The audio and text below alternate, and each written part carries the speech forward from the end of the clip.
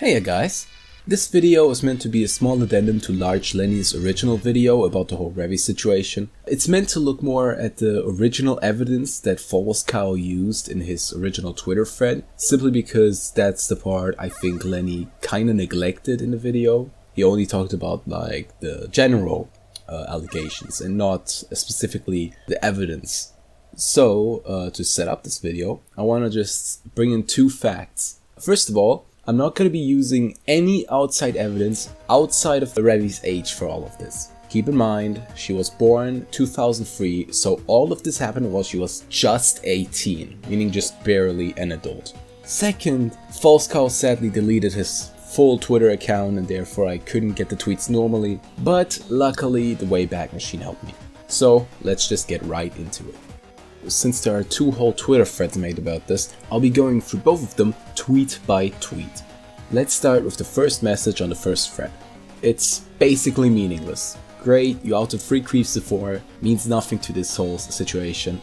It's also not backed up or in general related, it's just completely irrelevant. Then the next two tweets are meant to show Revi's point of view, which is weirdly enough 4 images spread across 2 tweets with one image straight up getting posted twice. It shows how Revi says that it was an RP that neither of them were comfortable with afterwards, as a direct quote, and it also shows clear proof that the ERP was at best consensual and at worst forced by Kubi instead of Revi herself. This is just disproving the claim before it was even made. The next tweet is from Kubi's point of view, and it's just the whole point made is that the RP was sexualized. But still, it was Kubi's idea, so the whole claim against Revi falls apart. And in the further screenshots, Revi wants to actually properly discuss the situation, wants to make sure that people can move past it, while Kubi just looks like a sociopath. So basically, it's disproven by the last 2 tweets. The 5th tweet makes the allegation that she lied about being doxxed, but considering what she's saying, she's probably just misunderstanding what it means. Since she talks about wanting to be accountable and about, the stuff she did with the 16 and 13-year-old coming to light. So all in all, this proves nothing. I guess it depends on who you ask. The 6th tweet just starts off great. There's no exact allegation, just making it immediately worthless.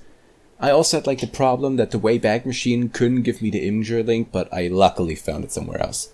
So, since there is no allegation, I'll just be going through each individual day in all of these Discord screenshots and just tell you what happened so that we can try to figure out what exactly Revi did so wrong here. April 21st, Revi wants to take Sona to have slightly bigger breasts. It was not an SFW, so that's out of the question.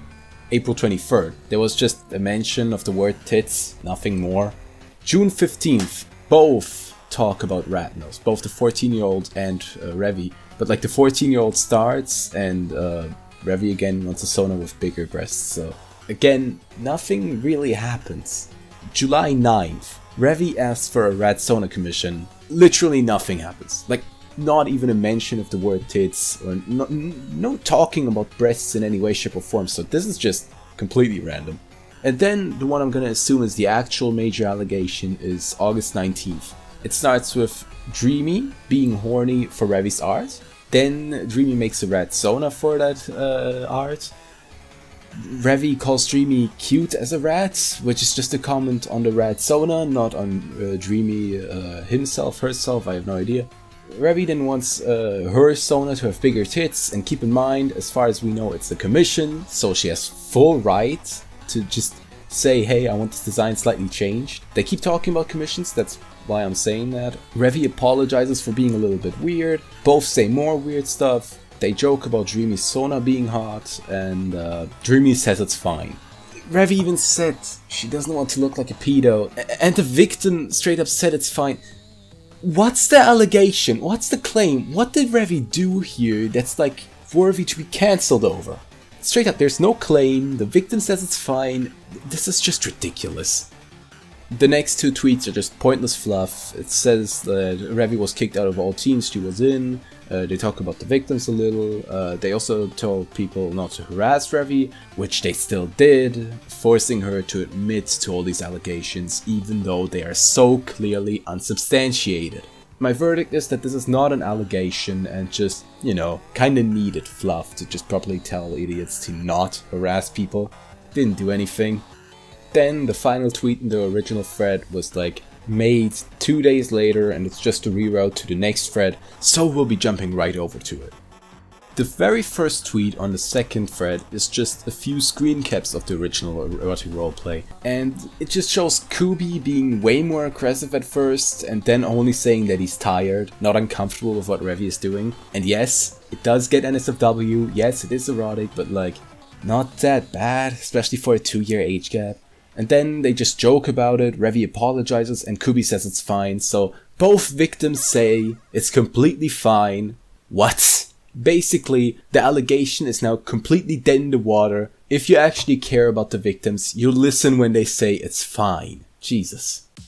The next tweet is just, oh, Revi admitted to it, which, like I said, she felt forced to do it. Plus, gaslighting is a thing, which these people weirdly enough forget. Overall, it's just irrelevant. And, you know, now that all the other evidence is actually worthless and Revi herself came to say, I do not admit to it anymore, that was forced out of me, it's worthless.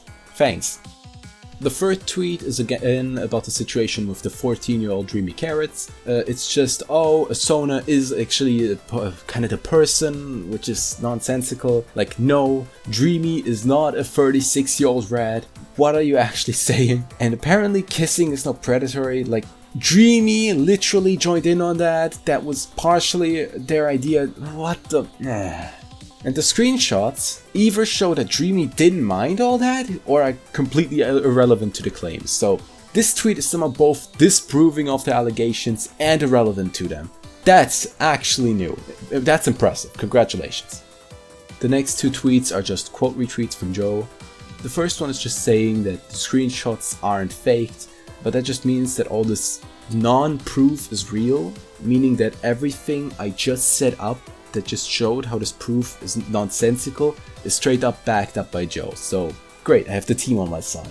In Joe's second tweet here, he talks about the timing of the controversy and that they didn't want to build hype for the mod, so it's overall just irrelevant to the allegations. However, if you just go a bit further down on how what he quote retweeted and just the response to that, you see that the moment they knew that Revi realized that this whole stuff is happening, that they're collecting evidence against her, they're in a rush to get it out, and this one's just speculation on my part, and slander her so that she can talk about it with the people or defend herself.